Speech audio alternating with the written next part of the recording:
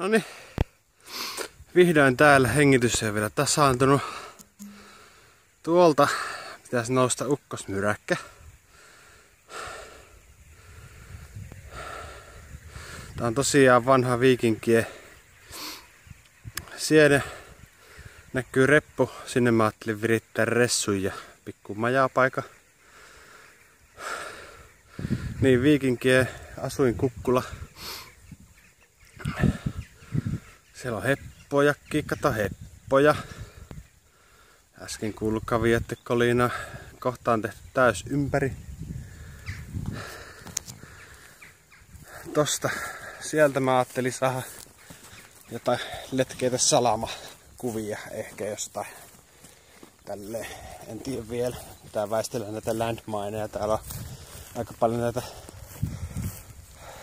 nautakarjan jätöksiä. Onneksi tuossa majapaikalla ei kauheasti ollut. Siihen mä voin ehkä jopa rakentaa majan pikkasen maasta ylös.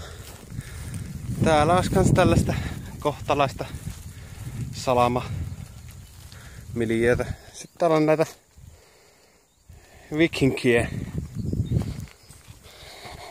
asettelemia kivistyksiä. Milloinhan liet tulevat ajamaan mut pois täältä, mutta kyllä mä meinasin kyllä anoa polvillaan. Lupaa olla yhden yön.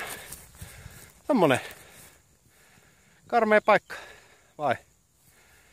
Mitä ollaan mieltä? Aivan kauhea. Tuolta kun se kohta lähtee nousee se ukkonen, niin Sitten minä menen tonne Woodseihin. Tosi turva. Pysyttelen jo pahimman salamahässäkän aikana, niin varmastikin tätä jossakin tuossa avoimella, mutta tämmönen. Sieltä parit leiskat.